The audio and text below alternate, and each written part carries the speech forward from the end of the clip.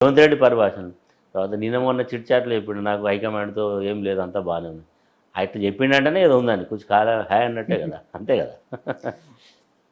కాబట్టి రేవంత్ రెడ్డి పరిపాలనను కేసీఆర్ గారు ప్రస్తావన చేసిండు. ఆయన పేరెత్తకుండానే ఈ ప్రభుత్వం అదొక స్ట్రాటజీయా సార్ కేసీఆర్ గారిది? స్ట్రాటజీ ఏముంటుంది ఇప్పుడు,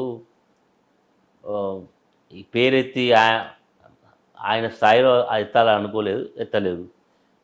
రెండు రకాలు అంటే ఆ ప్రభుత్వాన్ని అంటే జనరల్ ప్రజా తీర్పు కదా సార్. ప్రజా తీర్పు అందుకొరకు ఏమన్నా ప్రజా తీర్పును గౌరవించింది కదా. ప్రజా తీర్పును గౌరవించను, ప్రతిపక్ష పార్టీగా ఉన్నాం, ప్రతిపక్ష పాత్ర పోషిస్తాం, ఈ ప్రభుత్వానికి తప్పకుండా మేము ప్రజా తరఫున ఉంటాము కూడా చెప్పిండు కదా. మేము ఏం బాధపడకండి, రాబోయేది మళ్ళీ మనం వస్తాం, డెఫినెట్గా ఈ ప్రభుత్వానికి ఏదైనా వ్యతిరేకత చేస్తే మనం పోరాటం చేద్దాం, నేనే వస్తా, ముందుకు వస్తా, కలిసిపోదామని చెప్పిండు కదా. ఇంకా అంతకంటే ఏం చెప్తాడు. ఇప్పుడు ఏంటంటే పబ్లిక్ కూడా ఎట్లున్నారంటే రేవంత్ రెడ్డి భాషలో మాట్లాడాలని అనుకున్నారు, కానీ కేసీఆర్ గారు కూడా కేసీఆర్ భాషలో మాట్లాడాడు. అంటే గతంలో కూడా ఆయన భాషలోనే మాట్లాడింది కదా సార్, ఇవే మాటలు గతంలో కూడా మాట్లాడు. పేగులు తీసి మెడకేసుకుంటాను కళ్ళ గుడ్లు కేసీఆర్ మొన్న మాట్లాడిన మాటలే గతంలో కూడా మాట్లాడి ఆయన అంతే, అదే ఆయన సామెతలు చెప్పిండు, అదే స్థాయిలో మాట్లాడు. ఇప్పుడు ఏమనుకుంటారు అంటే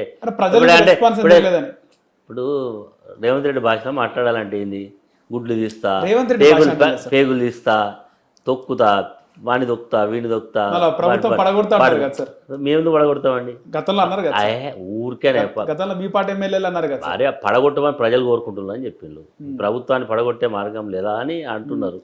కామన్ మ్యాన్ ఎక్కడ పోతాం మేమున్నా, అరే క్యాష్ సాబ్ ఏంది భయ్ ఇట్లుంది ప్రభుత్వం ఏందంటే, అవును భయ్ ఏసీలు అనుభవించిన 3.5 ఏళ్ళు ఇంకా, అరే ఏమైనా మార్గం లేదా, ఈ గవర్నమెంట్ పోతే బాగుండు, అది ఎందుకే బా చేసి అన్నిట్లలో ఫెయిల్యూర్ ఉంది, మొత్తం మాకు అన్ని రకాలుగా ఇబ్బంది వస్తుంది అని భావన ఒక సగటు ఓటర్కి వచ్చిందంటే అదే అభిప్రాయానికి ఇట్లా అనుకుంటున్న ప్రజలని కూడా బాగా బీఆర్ఎస్ పబ్లిసిటీ చేస్తుంది కదా సార్, ఉన్నది లేనట్టు కూడా ఉన్నది లేనట్టు. మన హెచ్సివిలో ఒక దగ్గర జింకలు, పికాక్లు, నెమలిలు ఎగురుతుందో అంటే లేవా, అంటే అంత దగ్గర నుంచి అది ఇప్పుడు ఏ ఫోటో.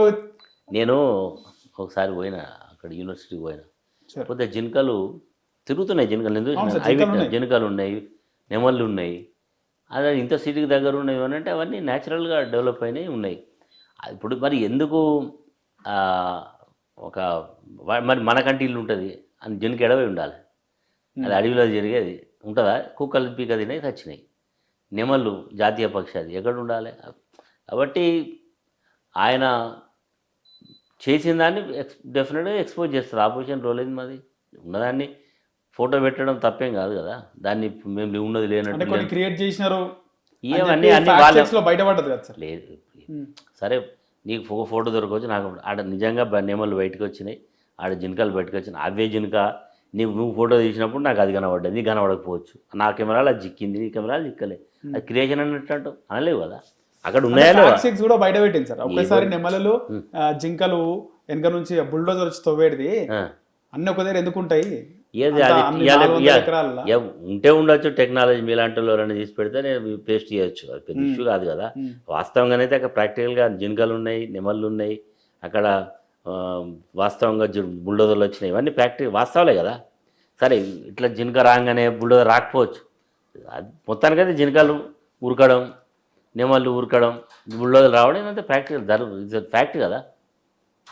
కాబట్టి టైం ఏజ్ కదా సార్ కొన్ని రోజులు రేవంత్ రెడ్డికి, ఎందుకంటే 6 నెలల నుంచి టార్గెట్ స్టార్ట్ చేశారు. అట్లా మేమెందుకు టైం, మేము ఎప్పటికి చెప్తున్నాం, ఇచ్చిన మాట మీద నిలబడిపోయి నువ్వే చెప్పినావు కదా, దేవుళ్ళ మీద ఒట్టు డేట్లు చెప్పింది నువ్వా మేమా, నువ్వే ఎవడ ముఖ్యమంత్రి ఒట్లు పెట్టుకోమని చూసినావా, చెప్పినావా, దేవుని పోతే వరంగల్కి వస్తే భద్రకాలం వంటివి, యాదిగుట్ట పోతే లక్ష్మీనరసింహస్వామి, కరీంనగర్ పోతే ఇంకో దేవుడు, ఇక్కడ రాజన దేవుడు అంటే ఇంకొకడు, ఏ దేవుని పేరు పెడితే నన్ను నమ్ముళ్ళు అంటివి, పార్లమెంట్ ఎలక్షన్లు ఓట్లు వేయించుకుంటేవి, మళ్ళీ మొన్న 26 జనవరి వంటివి, మార్చి 1 అంటివి, మార్చి 31 అంటే నువ్వే పెడుతున్నావు డేట్లు, మేము పెడతలేము. ఆ డేట్లనే అదే ఉన్న మాట, ముఖ్యమంత్రి అంటే ఒక జీవో, ముఖ్యమంత్రి అంటే ఒక ఆర్డర్, నువ్వు ఓట్లు పెట్టుకునేది మా తెలంగాణ స్టేట్ ఇజ్జత్ తీస్తున్నావు అని మా బాధ కాదు, ఓట్లు పెట్టుకోక ఉన్నది చేయమంటున్నావు. లేనట్టు సార్ మొత్తం ఈ 5 ఏళ్ళు కూడా ఉండాలని కోరుకుంటున్నాము. ఎందుకు ఉండనియమో, ఆయన మంచిగా పరిపాలన చేయాలని కోరుకుంటున్నాం. ఆయన పరిపాలన ఇచ్చిన మాట మీద నిలబడి అందరికీ ప్రజలకు ఇచ్చిన వాగ్దానాలు అమలు చేయాలని కోరుకుంటున్నాం.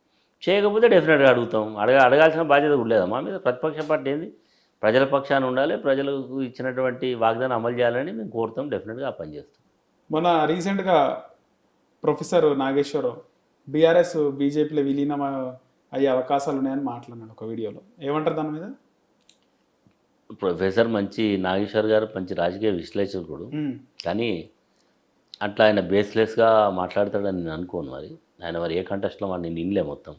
అంటే అట్లేమో ఎందుకు విలీనం అవుతుందండి? ఏం అవసరం ఉంది? ఈ పార్టీకి ఒక స్థిరమైనటువంటి ఓట్ బ్యాంక్ ఉంది, స్థిరమైనటువంటి లీడర్స్ ఉన్నారు, స్థిరమైన నాయకుడు ఉన్నాడు. ఇది ఎవరి మీద డిపెండ్ అయ్యేది కాదు. ఎందుకు బీఆర్ఎస్ పోయి బీజేపీలో కలవాల్సిన అవసరమే ఉంది? అంతా కూడా అసందర్భమైనటువంటి మాటలు తప్ప ఇల్లేమి ఉండదు. ఆయన ఏ రకంగా మాట్లాడి నేను చూడలేదు. అట్లాంటిది ఉండదు.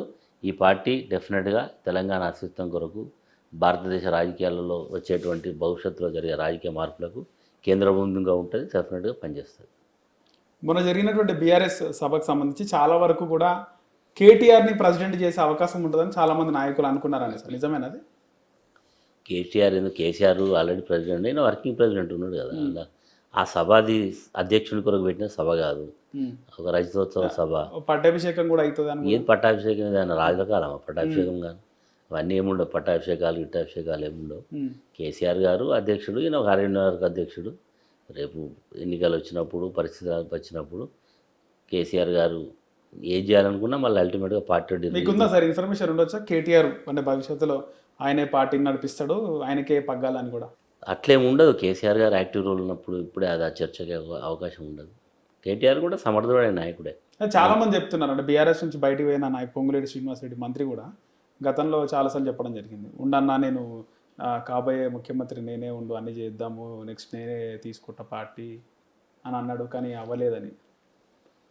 ఉండొచ్చు అంటే డెఫినెట్గా ఇప్పుడు మనం ఎక్కడ జరుగుతలే చెప్పండి.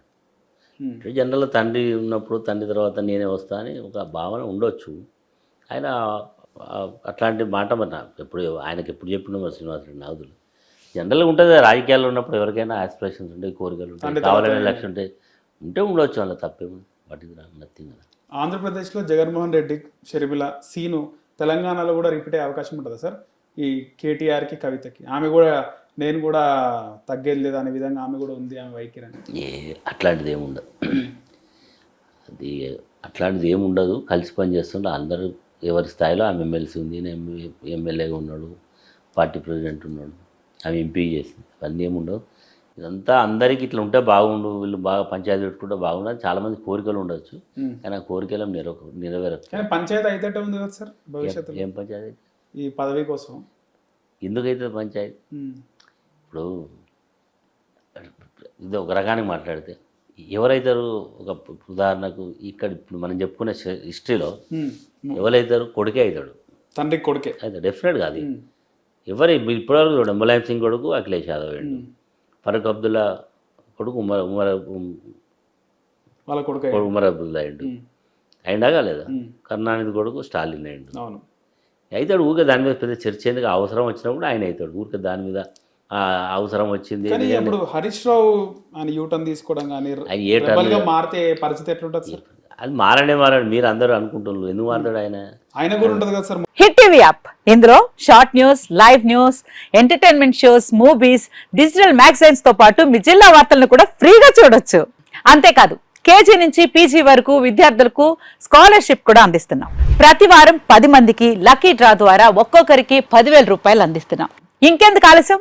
వెంటనే హిట్ టీవీ యాప్ ని డౌన్లోడ్ చేసుకుని ఫ్రీగా ఎంటర్టైన్మెంట్ పొందండి. Hit TV app. Hit TV app. Please download hit TV app. Hit TV app ని ఫ్రీగా డౌన్లోడ్ చేసుకుని ఎంజాయ్ చేయండి. మీకు నచ్చిన ఎంటర్టైన్మెంట్ కోసం హిట్ టీవీ యాప్ ని ఫ్రీగా డౌన్లోడ్ చేసుకుని ఎంజాయ్ చేయండి. హిట్ టీవీ యాప్ ని డౌన్లోడ్ చేసుకుని ఆస్వాదించండి, ఆశీర్వదించండి. ఇంతమంది సెలబ్రిటీలు హిట్ టీవీ యాప్ ని డౌన్లోడ్ చేసుకోండి అని చెప్తున్నారంటే ఎంత మంచి యాప్ ఆలోచించండి.